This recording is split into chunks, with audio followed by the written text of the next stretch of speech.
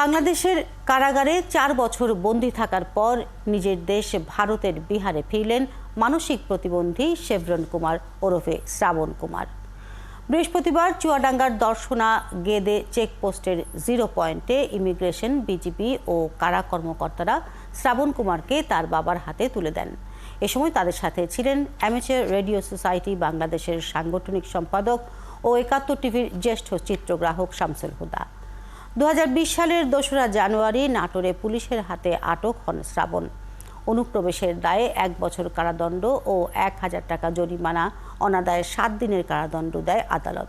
কিন্তু কারাভোগ শেষেও ভারতে নিজের ঠিকানা বলতে না পারায় দেশে ফিরতে পারেননি শ্রাবণ।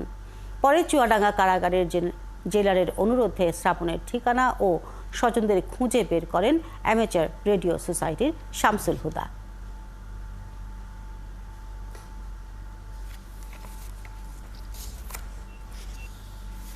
সন্তান যদি আমার কাছে না থাকে বা হারায় যায় তাহলে কেমন লাগতে পারে, এই অনুভূতি থেকেই কিন্তু এই পরিবারকে এরকম খোঁজার চেষ্টা, এবং সেটারই অংশ হিসাবে এখন পর্যন্ত প্রায় ২৬টা পরিবারের সদস্যের সঙ্গে মিলিয়ে দিয়েছি নানানভাবে। কাউকে হয়তো পরিবারের বাবা মার হাতে তুলে দেওয়া হয়েছে, কাউকে হয়তো সংযোগ করিয়ে দিয়েছি।